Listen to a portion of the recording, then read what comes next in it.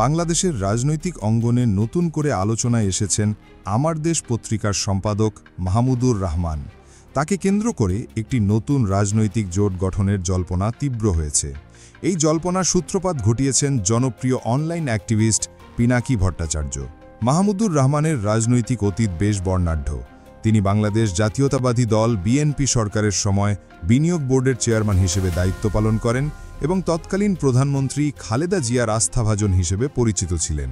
তবে পরবর্তীতে বিএনপির সঙ্গে তার দূরত্ব তৈরি হয়। 2013 সালে শাহবাগ আন্দোলনের বিরুদ্ধে তার পত্রিকায় বিভিন্ন প্রতিবেদন প্রকাশের পর তিনি ব্যাপকভাবে আলোচনায় আসেন এবং তৎকালীন আওয়ামী লীগ সরকারের রোষানলে পড়েন। তাকে জেল খাটতে হয়েছে, হামলা ও মামলার শিকার হতে হয়েছে এবং অবশেষে তার পত্রিকা আমার দেশের প্রকাশনা বন্ধ করে দেওয়া হয়। এরপর তিনি দীর্ঘ সময় দেশের বাইরে অবস্থান করেন। গত 5 অগস্ট শেখ হাসিনা সরকারের পতনের পর মাহমুদুর রহমান দেশে ফিরে আসেন এবং তার পত্রিকা আমার দেশ পুনরায় চালু করেন। দেশে ফেরার পর তাকে ঘিরে রাষ্ট্রপতি হওয়ার গুঞ্জনও উঠেছিল, যদিও তা বাস্তবে ঘটেনি। সম্প্রতি 13 অগস্ট প্রচারিত একটি ভিডিওতে পিনাকি ভট্টাচার্য দাবি করেন যে মাহমুদুর রহমানের নেতৃত্বে একটি নতুন রাজনৈতিক দল আত্মপ্রকাশ করতে যাচ্ছে।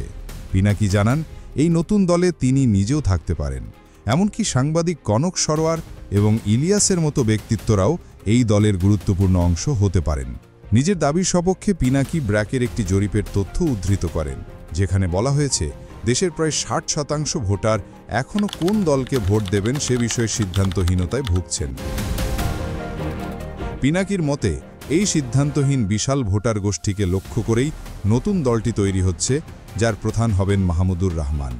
এই সম্ভাব্য নতুন জোটে হেফাজত ইসলাম, এবি পার্টি, আপ বাংলাদেশ, ওসমান হাদির নেতৃত্বাধীন ইনকিলাব মঞ্চ এবং চরমনাই পীরের ইসলামী শাসনতন্ত্র আন্দোলনের মতো দলগুলো যুক্ত হতে পারে বলে তিনি ইঙ্গিত দেন।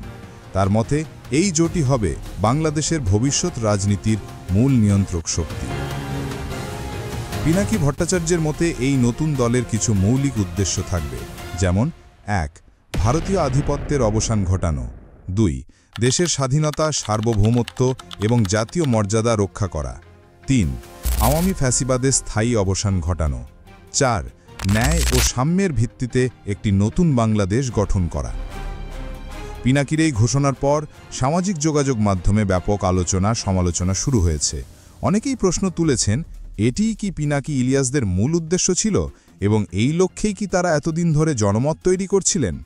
অন্যদিকে অনেকেই এই উদ্যোগকে স্বাগত জানিয়েছেন। যেমন ফজলে রাব্বি মিয়া নামের একজন মন্তব্যকারী লিখেছেন, দাদা, মনে মনে এরকম একটা আশা পোষণ করছিলাম, আপনি প্রকাশ করে দিলেন। আপনাকে অসংখ্য ধন্যবাদ এই প্রস্তাবনা দেওয়ার জন্য। দাদা, এগিয়ে যান, আমরা সাধারণ মানুষ আছি আপনাদের সাথে। আবার ভিন্ন মত রয়েছে। কেউ কেউ মনে করছেন আলাদা দল না করে তাদের উচিত হবে জামায়াতের মতো দলের সঙ্গে জোট গঠন করে নির্বাচনে অংশ নেওয়া। যেমন সালমান ফার্সি নামে একজন লিখেছেন, দাদা, আপনার এই প্রস্তাব যুগান্তকারী পরিবর্তন নিয়ে আসবে, তবে এটা অস্বীকার করা উপায় নাই যে আপনার ইলিয়াস হোসেন, কনক সরোয়ার, মাহমুদুর রহমান ভাইয়ের সমর্থক গোষ্ঠীর ভিতর 85% বেশি জামাতপন্থী সমর্থক গোষ্ঠী। এই জন্য এই জোটে অবশ্যই জামাত ইসলামকে প্রায়োরিটি দিতে হবে এবং ইসলামপন্থী দলগুলোকে রাখতে হবে। তাহলেই এই জোট সফলতার মুখ দেখবে ইনশাল্লাহ। সব মিলিয়ে মাহমুদুর রহমানকে ঘিরে এই নতুন রাজনৈতিক মেরুকরণের খবরটি এখন বাংলাদেশের সবচেয়ে আলোচিত বিষয়। সময়ই বলে দেবে এই জল্পনা কতটা বাস্তব রূপ নেয়। এই বিষয়ে আপনার মতামত কি? নিচে কমেন্ট করে আমাদের জানাতে পারেন। রাজনীতি ও সমসাময়িক বিষয়ের এমন আরও ভিডিও পেতে চ্যানেলটি সাবস্ক্রাইব করে আমাদের সাথেই থাকুন। ধন্যবাদ।